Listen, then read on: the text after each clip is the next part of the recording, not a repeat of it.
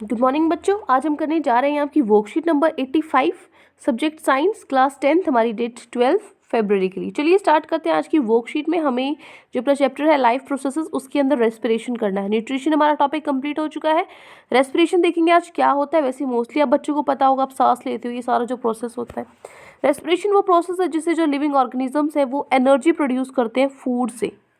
ठीक है, फूड से जो खाना उनको मिलता है उनसे वो एनर्जी प्राप्त करते हैं। इसको ज़्यादातर क्या चाहिए, इट यूजुअली नीड्स ऑक्सीजन, जो कि हमारी हेल्प करती है किस में, ब्रीदिंग में। ठीक है, तो it involves breathing and cellular respiration में ये मदद करती है, जिसको हम डिटेल में पढ़ेंगे। देखो, जो रेस्पिरेशन है वो आप दो तरह का कह सकते हो, एरोबिक रेस्पिरेशन और अनएरोबिक रेस्पिरेशन।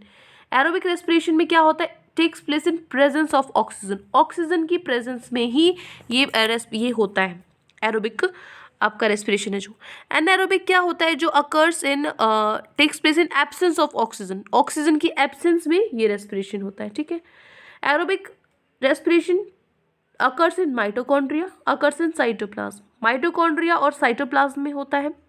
और जो अनएरोबिक रेस्पिरेशन है वो होता है साइटोप्लाज्म में and in yeast cells particularly. ठीक है, जो इसके एंड प्रोडक्ट्स हैं वो क्या है, CO2 और H2 ये फॉर्म करते हैं।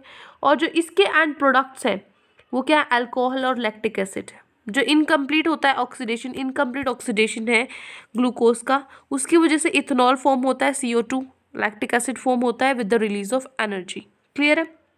अब देखो, जो ग्लूकोज है साइटोप्लाज्म में सेल की, वो टूट जाती है किसमें, pyruvate and energy is released. Pyruvate further converts into, जो पायरुवेट है वो क्या होगा, अगर ऑक्सीजन उसको मिलेगा माइटोकॉन्ड्रिया के अंदर तो वो कार्बन डाइऑक्साइड, वाटर और एनर्जी फॉर्म होगी। अगर एब्सेंस होगी ऑक्सीजन की इसके अंदर जैसे होती है तो इथेनॉल और CO2 प्लस एनर्जी। और अगर लैक ऑफ ऑक्सीजन है मसल सेल्स में तो लैक्टिक एसिड प्लस में एनर्जी फॉर्म होगी। क्लियर है। अब आगे देखो, रेस्पिरेशन इन प्लांट्स। ये हम अच्छे से टॉपिक कवर कर चुके हैं। जो हमारी ये तो रिवीजन वर्कशीट है इसलिए हम थोड़ा जल्दी करा रहे हैं, अदरवाइज ये सारी चीज़ें हम डिटेल में बिल्कुल पढ़ चुके हैं हमने जब चैप्टर्स किया था। लेकिन फिर भी कोई डाउट है तो आप कमेंट्स से पूछ सकते हो, और बिल्कुल ही नहीं समझ में आया तो भी आप मुझे बता सकते हो। ठीक है, अब देखो, रेस्पिरेशन इन प्लांट्स, जो डिफ्यूजन है वो एक तरह का मेथड है जिससे जो गैसेज हैं वो एक्सचेंज होती हैं, अदल बदल होती है। जैसे कार्बन डाइऑक्साइड और ऑक्सीजन होती है स्टोमेटा के थ्रू, है ना। मैंने बताया था स्टोमेटा क्या होता है, लीफ के ऊपर छोटे छोटे छेद होते हैं, उन छेदों के थ्रू ऑक्सीजन आती जाती है, ऑक्सीजन और जो कार्बन डाइऑक्साइड है वो आती जाती रहती है। ठीक है, वो पोर्स होते हैं, जो छेद होते हैं।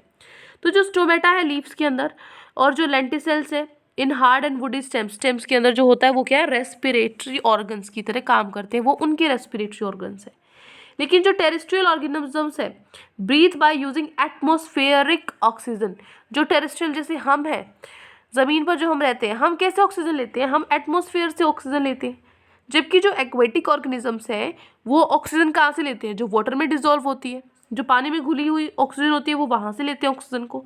तो जो ऑक्सीजन लेवल है वो हाई होता है, एटमॉस्फेयर में ज़्यादा होता है। अगर हम उसको कंपेयर करें वाटर से, पानी में ऑक्सीजन लेवल कम होता है एज कम्पेयर टू एटमॉस्फेयर। तो इसलिए जो टेरेस्ट्रियल ऑर्गेनिजम्स हैं उनको नीड नॉट ब्रीथ फास्ट, इसलिए उनको फास्ट ब्रीथ नहीं करना पड़ता, जल्दी जल्दी सांस नहीं लेना पड़ता ऑक्सीजन लेने के लिए। लेकिन जो एक्वेटिक ऑर्गेनिजम्स हैं उनको जल्दी सांस लेना पड़ता है ऑक्सीजन लेने के लिए। क्लियर है। अब चलते हैं हमारे क्वेश्चन आंसर्स पे। ये आपके 5 क्वेश्चन है जो आपकी वर्कशीट में, एक एक करके कंप्लीट करते हैं। फर्स्ट क्वेश्चन है, differentiate between aerobic and anaerobic respiration. Differentiate बताना, डिफरेंस बताना है आपको।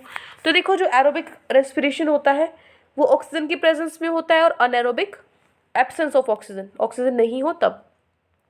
एरोबिक रेस्पिरेशन माइटोकॉन्ड्रिया और साइटोप्लाज्म में होता है, और अनएरोबिक साइटोप्लाज्म में और यीस्ट सेल्स में होता है पर्टिकुलरली।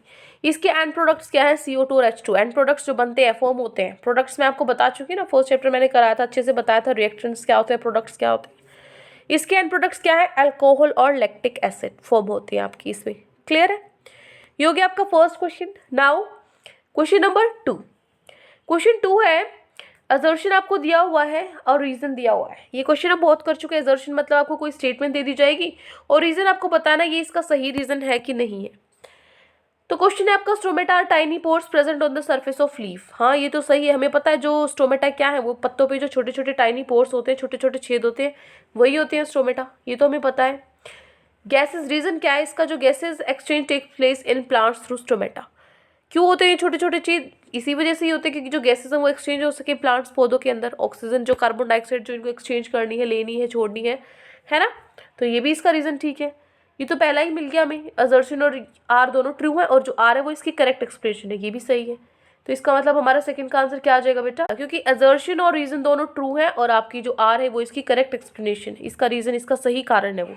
ठीक है, तो आंसर हमारा सेकंड का हो गया ए। चलते हैं क्वेश्चन नंबर 3 पे। क्वेश्चन 3 है the breakdown of pyruvate to give carbon dioxide water and energy takes place in. कहाँ पे होता है ये? साइटोप्लाज्म में, माइटोकॉन्ड्रिया, क्लोरोप्लास्ट और न्यूक्लियस। कहाँ होता है ये होता है आपका सी ऑप्शन, जो आपका माइटोकॉन्ड्रिया, वो सही होगा। ठीक है, क्योंकि मैंने अभी बताया था ना आपको कहाँ होता है ये, माइटोकॉन्ड्रिया में, साइटोप्लाज्म में कहाँ होता है। तो आपका ये हो गया question number 3। Now question number 4।